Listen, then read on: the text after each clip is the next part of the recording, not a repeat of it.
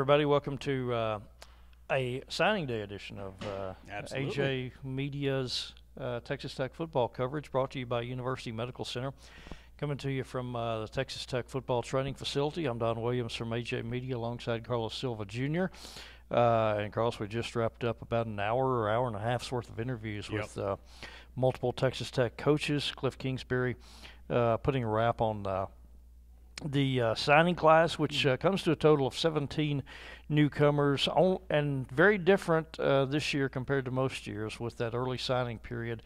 Kind of took a lot of the luster off the National Signing Day itself because the Red Raiders only signed 5 people today.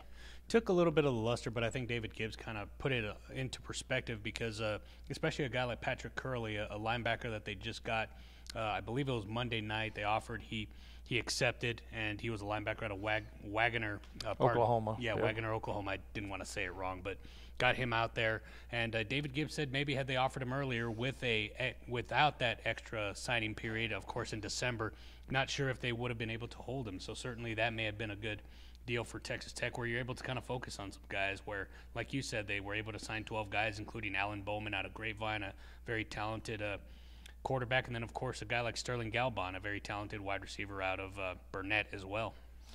Red Raiders today get five new signees. I guess we can go over those pretty quickly. A couple of linebacker Xavier Benson, 6'3", 200-pounder. They're planning to play him as a rush in. David Gibbs said, asked him about his size, and David Gibbs said, "I've seen his dad. He is not going to be He's going to grow 6'3", 200 very long." Was a very productive player in high school on a great team and won a state title. Won a state championship, and David Gibbs said that he was surprised that Xavier Benson was not more highly recruited.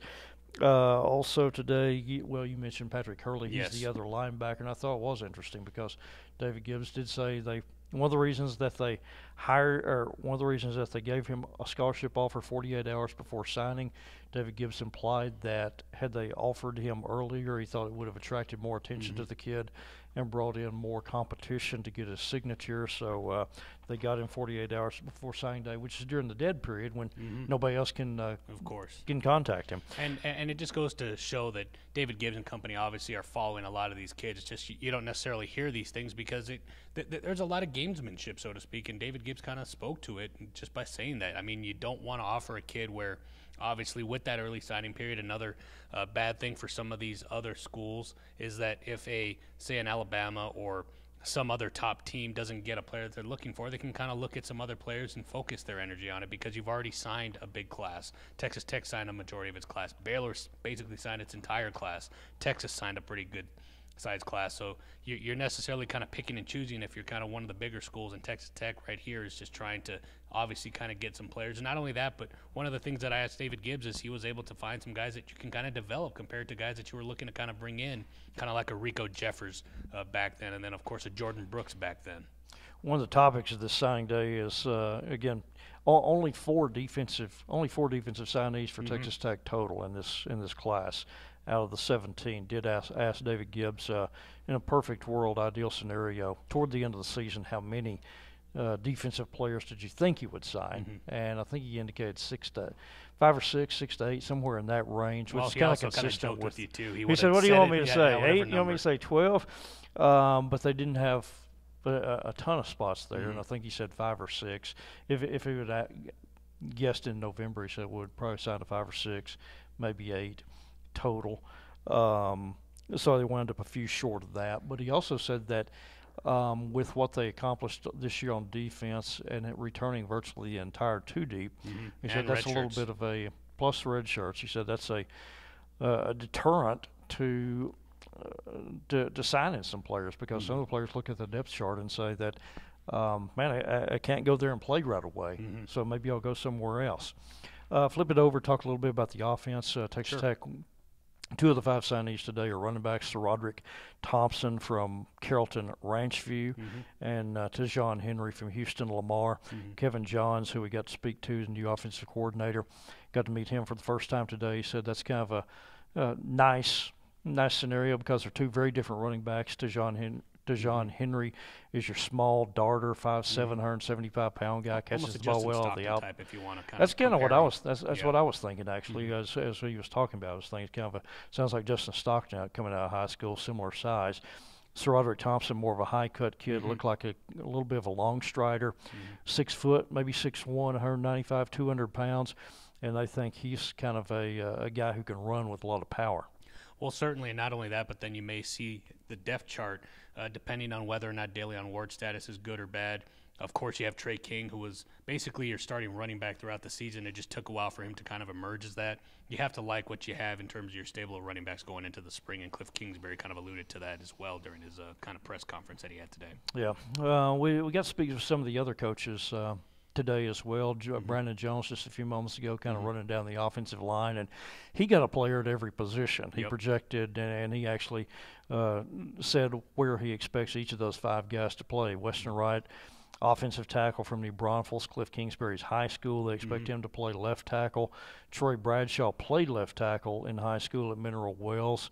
Brandon Jones said they're going to project him as a right tackle. One of the reasons why they got to see him in camp, I guess, last summer, and said kind of looked at him as a swing tackle, a guy who could play either side, so they're going to start him out on the right side. And I think, if I remember correctly, I believe all 5 of their offensive linemen actually played offensive tackle in high school. They're going to bump Clayton Franks from Mansfield Legacy inside, start him out at center.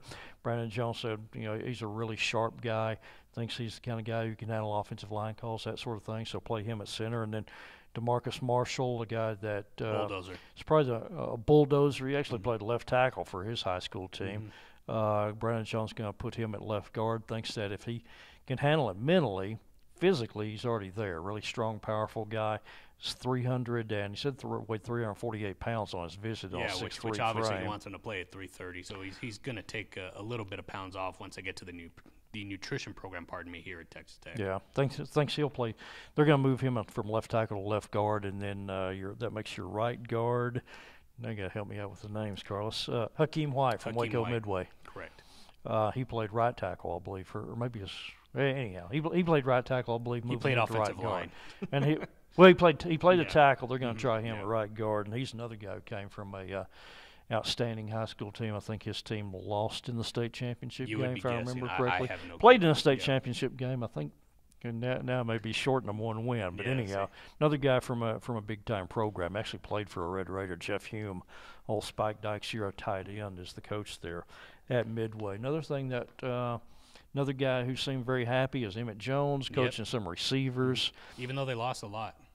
They lost a lot, but they signed a lot too. Yeah, I mean, you have to look at, like you said, Milo Royals out of Abilene Cooper. You got Sterling Galbon out of Burnett. And then, of course, I can't say his name, but Kashawn Carter as well. Eric Ezekanma. There you go. He's, Eric Ezekanma, guy 6'2", 6'3", 180 pounds or so. Emmett Jones said he has a lot of friends here. Said there's a lot of killer kids who in school at Tech, not just football players, but said Eric Ezekanma came out to 4 Tech football games. And then Kashawn Carter, and a guy said that you just mentioned. Anyhow, said he was comfortable on campus, knew a lot of the people here already, so he was kind of a easier get maybe. And I think the other thing, you talk about Ezekanma's kind of a tall guy. Milo Royals from Abilene Cooper, tall guy, 6'4", 6'5", 180 pounds or so. I mean, obviously, I don't know the potential, but if you want to kind of compare him, he's got a very, very long kind of wingspan, and then not only that, but he can jump. Yeah, Emmett Jones said Emmett Jones made it really clear that he thought he was under-recruited coming out of Abilene Cooper. And then touched on him just a moment ago, but the other thing I think in this class is speed with the receivers, because Kashawn Carter, a guy who reputedly runs a 10.2, 10.100. Wes Kitley is probably excited. About 5'11", 150, 160 pounds. Jakeem Grant kind of speed, a little bit taller maybe. And then Sterling Galbin's another guy who is a really fast kid out of Burnett. So a whole bunch of offensive linemen for the Red Raiders, a wide receiver to put at every position, a quarterback, a couple of running backs. Again, only 4 defensive players, but Tech returns basically everyone, it seems basically like. Just about everybody but Mike Thomas on the defensive side. So they've obviously said they'll get back to addressing defense heavily next year. Yeah, and I think that's one of the important things is everyone's going to kind of look at, 17, that wasn't a lot. Well, you bring back a lot on the defensive end, and not only that, but Cliff Kingsbury even mentioned the fact that they're going to probably have a big class next year, a 25 person class next year. So, and the other thing that I can't remember who had mentioned it, but one of the assistant coaches had mentioned now they don't necessarily have to go that JUCO route with some of the places that they go. Brandon Jones, pardon me, because you just got so much depth on the offensive line. You got some guys that can contribute now if there are some injuries. So I think that's one of the other things to look at with Texas Tech. There's depth, there's development, and I think you're finally starting to see kind of the inkling of what Cliff Kingsbury's wanted to do, obviously a couple years ago, but it just took a couple more. So that's a wrap up here on National Signing Day from Texas Tech's football training facility. We'll have a lot more online this evening and in the newspaper in the morning. We appreciate you joining us and listening in. For AJ Media engineer and producer Brad Tollison, for Carlos Silva Jr., who will be at the basketball game tonight. I'm Don Williams from the Avalanche-Journal. Everyone take care. We thank you again for joining us.